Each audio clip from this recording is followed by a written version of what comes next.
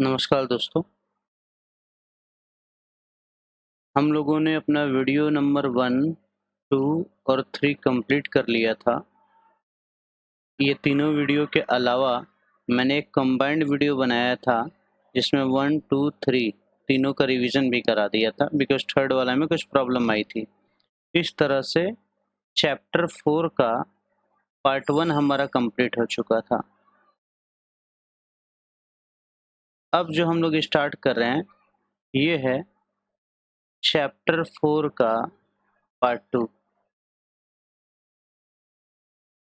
मैंने कहा था कि मैं 4 पार्ट्स में इसको डिवाइड कर दिया हूँ और डिवाइड करके पढ़ा रहा हूँ। तो सबसे पहला इसमें टॉपिक है हमारा, वो है इन्वेस्टमेंट। अब देखो बच्चों क्या है ये। बच्चों इन्वेस्टमेंट क्या है इसको बड़े अच्छे से समझिएगा। मान लेते हैं ये है 2020 और इसको हम लोग बोलेंगे टाइम टी। 2020 में हमारा कैपिटल है, कैपिटल को हम के से डिनोट कर रहे हैं और चूंकि ये टाइम टी का है तो इसको केटी बोलते हैं। हमारा कैपिटल है 2020 में कितना, 20 लाख। और बच्चों ये है 2019 यानी एक साल पहले। एक साल पहले के लिए T-1 यूज किए। हमारा कैपिटल है KT-1 यानी एक साल पहले हमारा कैपिटल था 10 लाख। तो अगर कोई बंदा पूछे कि आपका इन्वेस्टमेंट कितना हुआ है, इन्वेस्टमेंट, अब पक्का बात है वो 2019 में तो पूछेगा नहीं, 2020 का ही पूछेगा। तो इन्वेस्टमेंट के लिए आई यूज करते हैं और 2020 के लिए ये। तो ये सिंपल सा हो जाएगा कि पिछले साल के कैपिटल, सॉरी इस साल के कैपिटल से पिछले साल के कैपिटल को हम माइनस कर दें। यानी इस साल का कैपिटल है 20 लाख, पिछले साल का कैपिटल है 10 लाख, माइनस किया हमारा इन्वेस्टमेंट आ गया 10 लाख। बड़ा सिंपल सा चीज था कि अगर पिछले साल के कैपिटल से इस साल का कैपिटल हम लोग माइनस कर देंगे तो क्या आ जाएगा, इन्वेस्टमेंट आ जाएगा। देखो अब डेफिनेशन में आते हैं। The amount of addition to the stock of capital, addition ही तो हो रहा है। 2019 में आपके पास 10 लाख था और 2020 में आपने ऐड किया और 10 लाख, तब जाके आपको कितना हो गया, 20 लाख। अब इसको अकाउंट्स वाला से मत जोड़ना। अकाउंट्स में ओपनिंग कैपिटल में ऐड करते थे नेट प्रॉफिट लेस ड्राइंग, तो क्लोजिंग कैपिटल आता था। हम उससे मतलब नहीं ले रहे। ये फ्रेश 10 लाख आपने अपने घर से लगाया है बिजनेस में। The amount of addition to the stock of capital in a fixed period of time is called investment. In term of symbol, it can be said that if amount of capital of any country at the time t is KT, वही 2020 का बात कर रहा है। 2020 में जो capital है वो क्या है, KT है। And the amount of capital eight just before one point of time, यानी 2019 में T-1 KT-1 है। तो इन्वेस्टमेंट क्या होगा एट टाइम टी, मतलब 2020 में इन्वेस्टमेंट कितना बोला जाएगा, KT-1। ठीक, तो ये आपका बेसिक कॉन्सेप्ट चैप्टर में 2 नंबर का जो क्वेश्चन आता है उसमें पूछ सकता है। अब देखो ऑटोनोमस और इंड्यूस्ड इन्वेस्टमेंट यही समझा दे रहा हूँ। देखो इन्वेस्टमेंट 2 तरह का होता है, एक होता है ऑटोनोमस,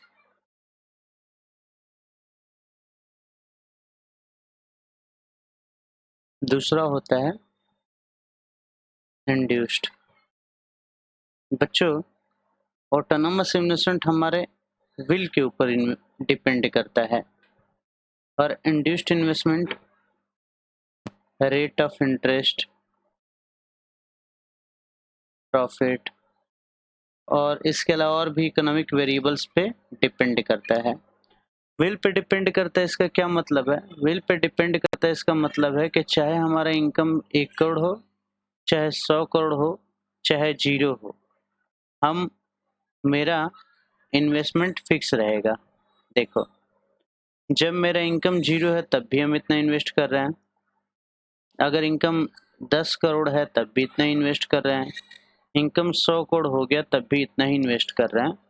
यानी इस इन्वेस्टमेंट में कोई भी चेंज नहीं आ रहा है, इसको बोलेंगे ऑटोनोमस इन्वेस्टमेंट। और यहाँ क्या हो रहा है,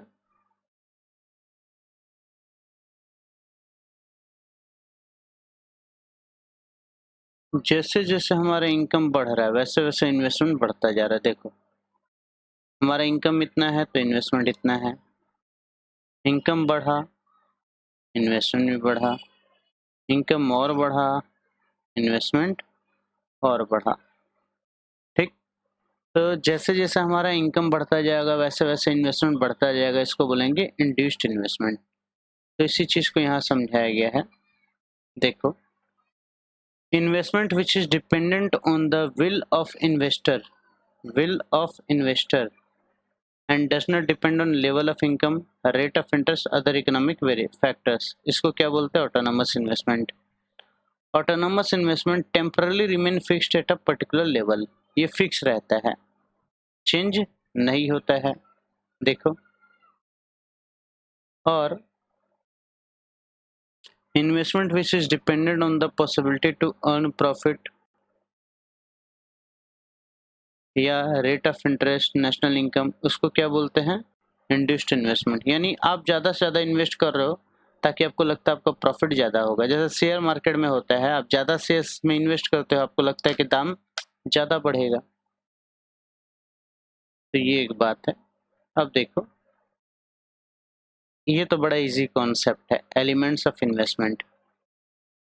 एलिमेंट्स ऑफ इन्वेस्टमेंट में 3 तरह का इन्वेस्टमेंट होता है। फिक्स्ड बिजनेस इन्वेस्टमेंट, इसका मतलब होता है कि हमने बिजनेस के फिक्स एसेट्स में जो इन्वेस्टमेंट करके रखा है, फिक्स एसेट्स में, प्लांट एंड मशीनरी में, लैंड एंड बिल्डिंग में, वो सारा हो गया फिक्स बिजनेस इन्वेस्टमेंट।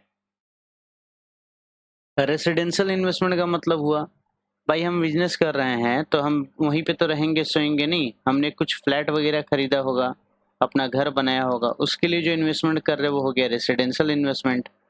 और इन्वेंट्री इन्वेस्टमेंट क्या होता है, raw material, WIP, finish goods पे जो इन्वेस्टमेंट हमने किया है वो हो गया इन्वेंट्री इन्वेस्टमेंट। देखो जरा, the meaning of the term business implies those investment goods which are used by production unit for further production। अरे, जिसको हम लोग इकोनॉमिक्स की भाषा में कैपिटल कहते हैं। कैपिटल का मतलब क्या होता है इकोनॉमिक्स में, capital means produce means of production, यानी फर्दर प्रोडक्शन करने के लिए जो चीजें चाहिए वो कैपिटल कहलाती हैं, land, building, plant and machinery वगैरह वगैरह। Here the meaning of the term fixed implies the existence of reasonable some period of time instead of short run use of investment related investment। अब आप कोई factory बना रहे हो तो factory 50-100 साल तक तो चलेगी, तो वो क्या हो गया, fix investment. Sorry. Residential investment, the person who purchase new houses for residential use. ध्यान देना, नया घर आप रेसिडेंशियल यूज के लिए ले रहे हो, और the person who purchase new house for the purpose to let out, या भाड़ा देने के लिए भी ले रहे हो, वो हो गया आपका रेसिडेंशियल इन्वेस्टमेंट। इन्वेंट्री इन्वेस्टमेंट क्या हुआ, inventory investment of the production unit occurs for the inventory of the commodity which are used in the production process of the production unit। बोल रहा है कि आप जब प्रोडक्शन करते हो तो आपका कुछ रॉ मटेरियल में इन्वेस्टमेंट होता है। इन्वेंट्री इन्वेस्टमेंट, बच्चों पहले तो ये बता दूं, इन्वेंट्री 3 तरह की होती है। इन्वेंट्री रॉ मटेरियल की भी होती है, WIP की भी होती है, और फिनिश गुड्स की भी होती है। The inventory investment of the production unit occurs for the inventory of the commodity which are used in the production process of the production unit and for the produced goods which wait for sale after production। Wait for sale after production मतलब finished goods हो गया। Inventory investment of the production unit occurs for the inventory of the commodity which are used in the production process। Used in the production process हो गया आपका raw material, और for the produced goods हो गया आपका finished goods। तो इसमें भी तो हमारा इन्वेस्टमेंट है, पैसा अटका रहता है। ये हो गया मेरा इन्वेंट्री इन्वेस्टमेंट। अकाउंट्स में सुने हो ना, ओपनिंग स्टॉक, क्लोजिंग स्टॉक। तो अगर आपके पास जो भी ओपनिंग या क्लोजिंग स्टॉक है, वहाँ पैसा तो आपका ब्लॉक रहा ना बच्चों।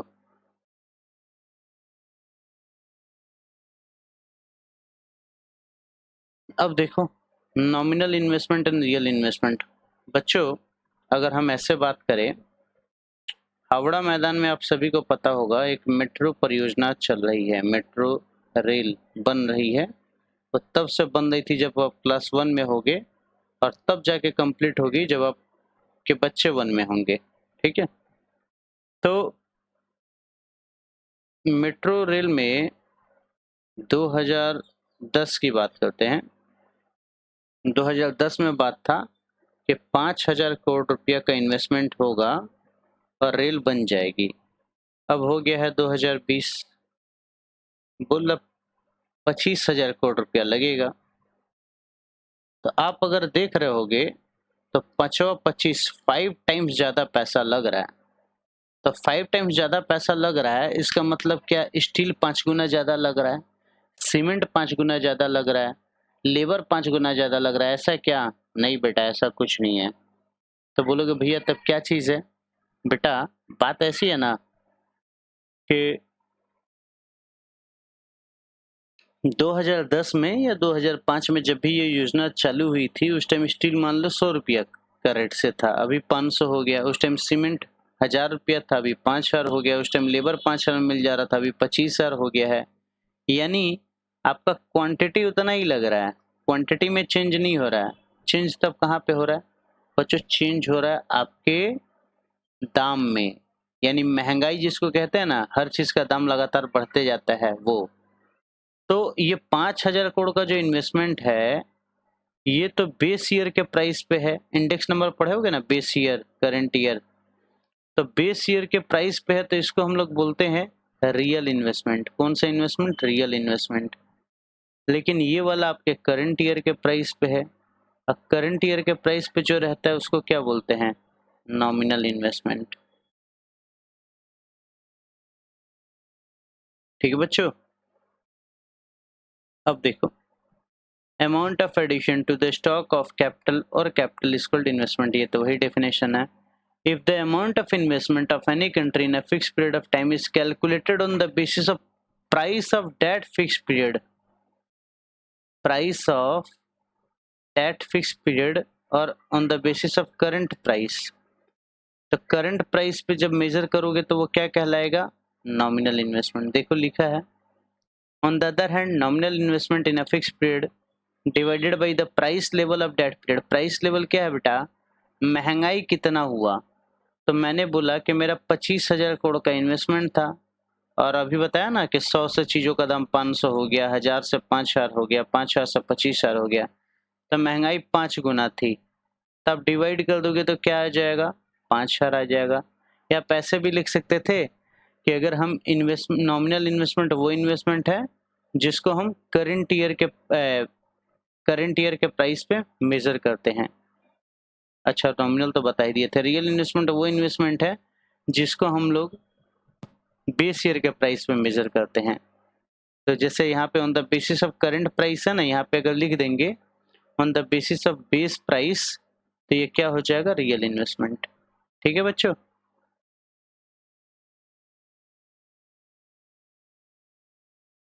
ग्रॉस इन्वेस्टमेंट और नेट इन्वेस्टमेंट क्या होता है? बच्चों अभी मैंने बोला कि आपकी रेल की परियोजना तैयार हुई और आपका इन्वेस्टमेंट लगा 25,000 करोड़। ठीक है, कितना का लगा? 25,000 करोड़। अब आज रेल मेट्रो की परियोजना चालू हुई और ये 15 साल से रेल बन रही थी, तो सिर्फ 25,000 करोड़ ही खर्चा हुआ होगा? नहीं,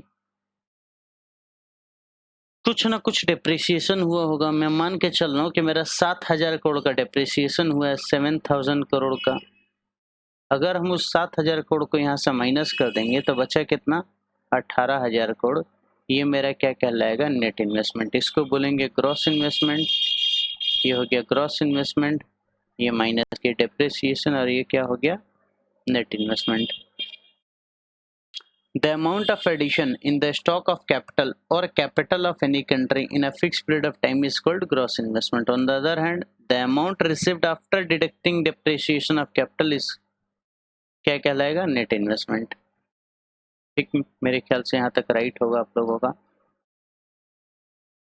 अब आते हैं एग्रीगेट डिमांड। बच्चों, मैं आप लोगों को बताया था कि हमारी इकोनॉमी में 4 सेक्टर्स होते हैं। हाउस होल्ड, फर्म, गवर्नमेंट और फॉरेन सेक्टर या एक्सटर्नल सेक्टर। हाउस होल्ड कौन सा एक्सपेंडिचर करता है बच्चों? कंजम्पशन एक्सपेंडिचर करता है। फर्म कौन सा एक्सपेंडिचर करता है? इन्वेस्टमेंट एक्सपेंडिचर करता है। गवर्नमेंट कौन सा एक्सपेंडिचर करता है? गवर्नमेंट एक्सपेंडिचर करता है। और फॉरेन सेक्टर क्या करता है? नेट एक्सपोर्ट करता है, यानी एक्सपोर्ट माइनस इंपोर्ट। आप जब इन चारों को ऐड कर दोगे तो आपका जो आएगा उसी को बोलते हैं एग्रीगेट डिमांड। एग्रीगेट का मतलब क्या होता है बच्चों? एग्रीगेट का मतलब होता है टोटल। तो इकोनॉमी के भीतर 4 ही सेक्टर्स हैं और 4 सेक्टर्स जो चीज़ों का डिमांड कर रहे हैं यानी जो खर्चा कर रहे हैं उन सबको ऐड कर दो। भाई आप खर्चा कर दो तभी तो डिमांड होता है, ऐड कर दो तो क्या हो गया? एग्रीगेट डिमांड हो गया। Aggregate expenditure on the goods and services in the economy can be termed as aggregate demand. In general, aggregate demand is the summation of consumption. यही दिया है। इसी तरह एग्रीगेट सप्लाई क्या होता है? Consumption, saving, taxation. इसमें तो सबको पता है, कंजम्पशन, सेविंग और टैक्सेशन सबको पता है। एन मतलब क्या होता है ये समझो। एन का मतलब होता है net transfer earning from abroad. इसका देखो यहाँ लिखा भी है, net transfer earning from abroad. इसका मतलब समझो आप। मान लो बच्चों